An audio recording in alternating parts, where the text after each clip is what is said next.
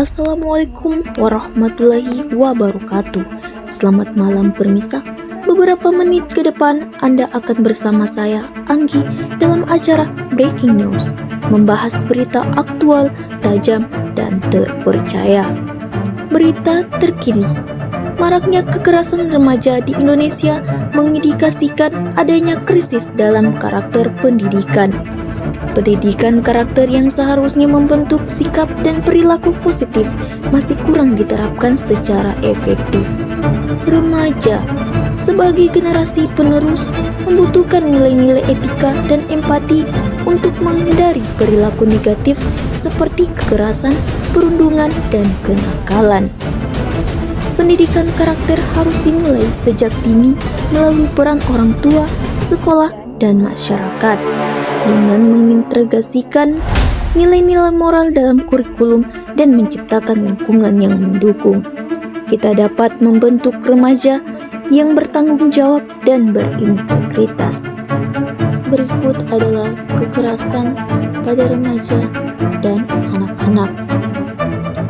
Kasus mengejutkan terungkap ketika seorang dokter spesialis kandungan berinisial JRA yang bertugas di RS Pelni Jakarta membagikan salah satu cerita tentang pasiennya. Pasiennya tersebut ternyata baru berumur 10 tahun, tapi sudah aktif secara seksual. Awal mula dari cerita dokter JR menyebutkan kalau pengalaman seksual si anak membuatnya kecanduan, bukannya pengalaman yang menyeramkan. Umurnya baru 10 tahun ya, 10 tahun. Kemudian dia izin sama dia dibawa sama tantenya karena dia itu baru habis pulang nginep dari rumah temennya katanya gitu. Dan ini temennya itu dia kenal cuman dari sosmed, dari Instagram, teman main, teman perempuannya, sama-sama umurnya 10-11 tahun. Dan ternyata ketika ditanya kamu habis ngapain dan segala macam, dia kurang meyakinkan jawabannya, dan akhirnya dia dibawa sama tantenya karena orang tuanya nggak berani membawa dia periksa ke dokter objin.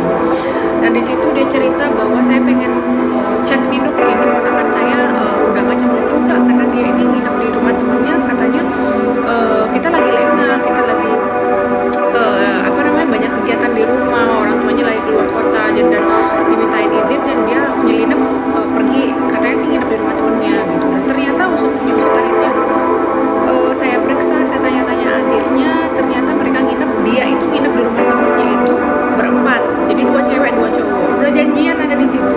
Cowoknya itu anak-anak laki-laki juga, usianya baru 13 tahun, dan katanya dia pacaran baru 2 minggu, dan itu dikenal dari Instagram, TikTok, dan sebagainya.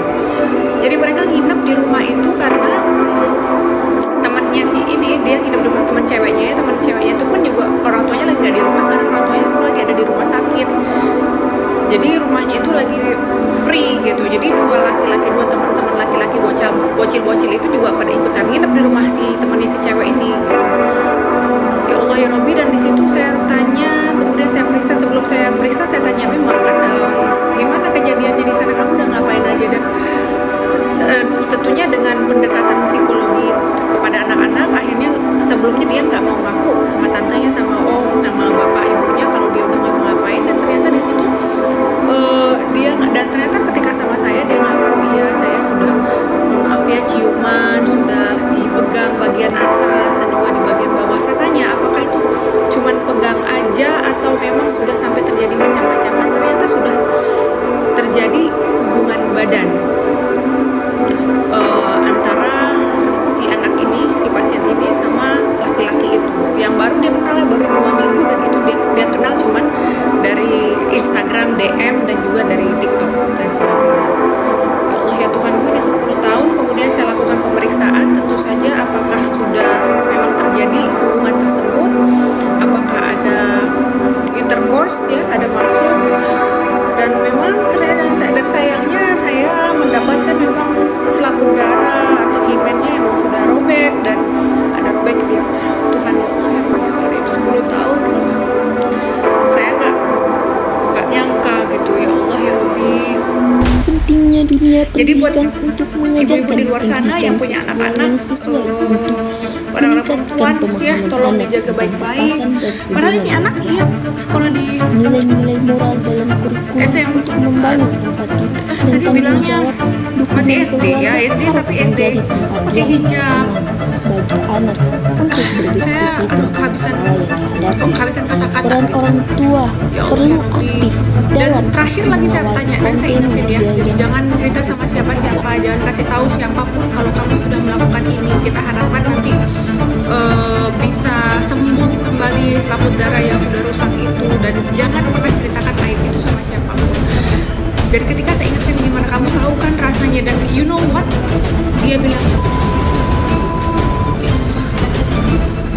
saya kira dia akan ada traumatis ya, ada trauma terhadap kejadian tersebut. Dengan segitu saya ingetin efek jangka panjangnya, dampak buruknya, ada kemungkinan ini itu dan segala macam. Dan ternyata tapi dia bilang kalau itu adalah pengalaman yang menyenangkan untuk dia. Ya Allah ya Robbi, jadi saya sampai nggak habis pikir, dan saya ingetin lagi ke keluarganya waktu itu, ini harus dijaga baik-baik, kalau bisa dibawa ke psikolog anak karena emang sudah pola pikirnya udah aneh gitu. Jadi hati-hati buat ibu-ibu di luar sana yang punya anak perempuan pada khususnya, tolong dijaga baik-baik pergaulannya, jangan terlalu bebas dan jangan terlalu gampang memberikan izin, tolong dikontrol. Dan peran kita sebagai ibu di rumah tangga itu, ibu ataupun ayahnya juga sangat penting untuk menjaga anak-anak kita, apalagi untuk masa depannya di kemudian hari. Oke, terima kasih. Assalamualaikum warahmatullahi wabarakatuh.